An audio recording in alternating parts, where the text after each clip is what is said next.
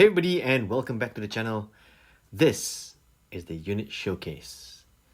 The unit showcase is where we look at different units from different games. In this video, we're going to have a look at the free frame that came with Wargames Illustrated issue 447, a plastic sprue from Warlord Games. This is the Caesarian Roman with Gladius. It's actually part of the Hail Caesar range.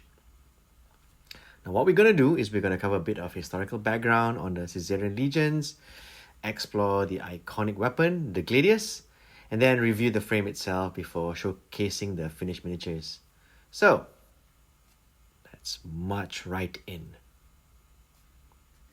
The Caesarian Romans refer to the legions under the command of Julius Caesar during the late Roman Republic, especially during the Gallic Wars and the civil war against Pompey. Now, these soldiers were professionals, they were disciplined, battle-hardened, and fiercely loyal to Caesar. Unlike the earlier citizen soldiers of the Republic, these men were part of a more permanent and salaried military force.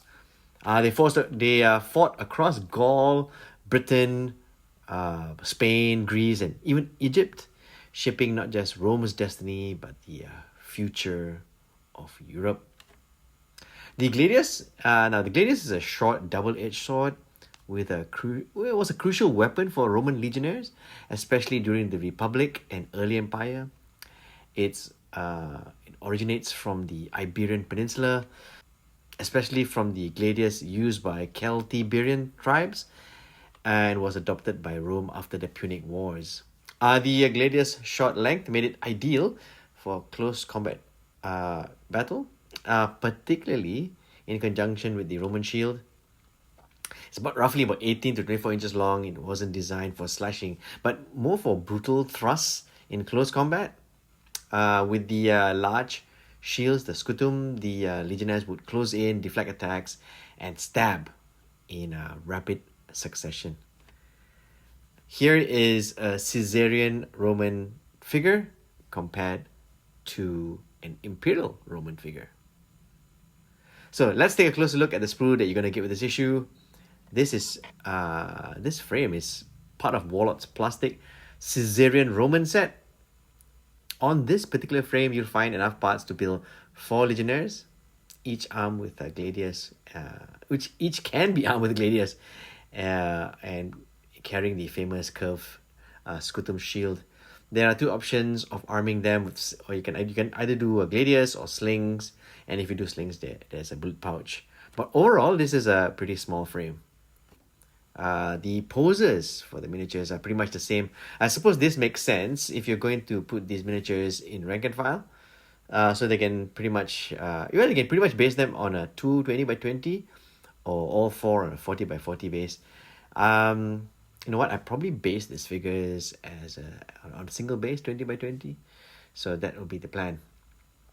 The shields are also pretty standard, with only one of the shields having an attached pilum. The frames give 6 different heads. The expressions are also almost the same. There are 4 arms with gladius, which is strange because there's a gladius on the person, and it looks like the gladius is unsheathed, and yet there's a gladius, in the legionnaire's arm, or is armed with one. So that's kind of strange. But I suppose there's a reason for this. I don't know what it is, but there is. There are 2 arms with slings, and if you attach the sling arms, you probably attach the bullet pouch as well. So I'll have to decide, and I think I'll probably, for variety's sake, have 2 legionnaires with gladius and 2 with slings. I'll probably use the shield with pilum as well. Right, so let's have a look at this figure really quick. It's assembled, and it's not too bad. It's quite action-packed. He's crouched over a little bit. Very nice, very action-packed, very Warlord-y, if I may. And this is the Legionnaire with the sling. I like how the slings in mid-action, fling, if I may.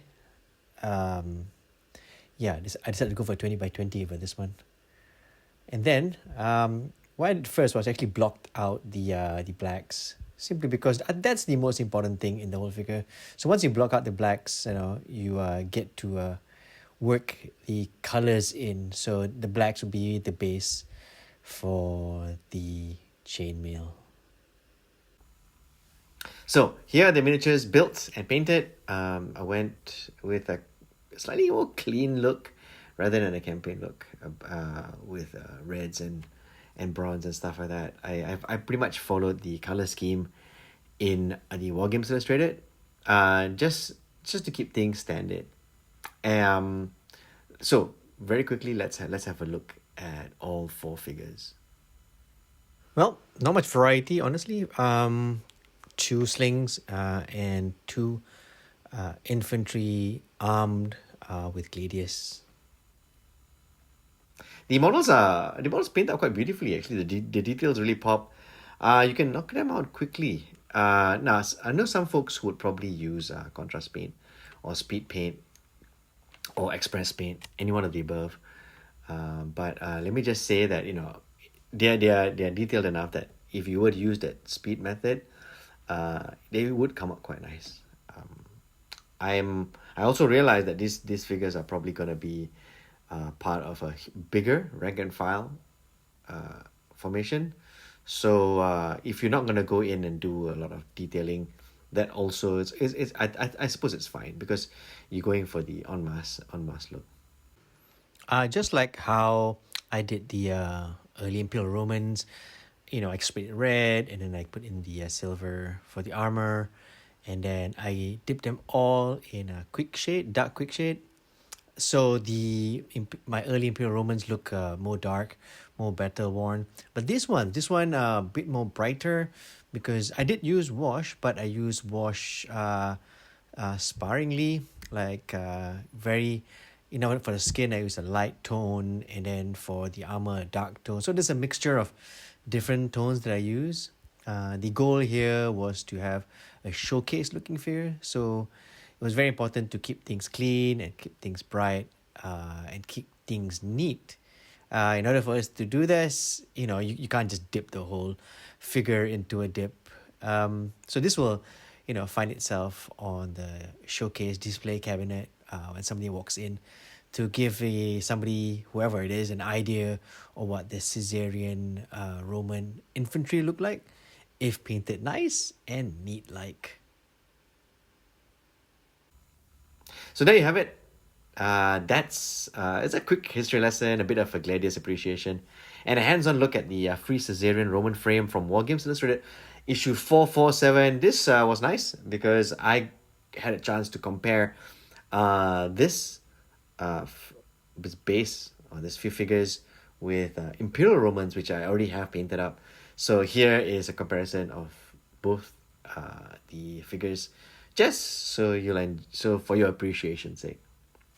So yeah, it's a great way for you to dip into painting ancient wargaming, or to expand your Hail Caesar force or your Roman force with one of these free frames that you get with Wargames Illustrated. Let me know in the comments how you'd paint yours, or what army you're building, and if you enjoyed this video, give it a thumbs up and subscribe. Oh, by the way, the shields would probably have some decals later if I can get some, and if I do, what I do is I'd do an update video. As always, if you enjoyed the video, give it a like and subscribe, and don't forget to enjoy painting those figures.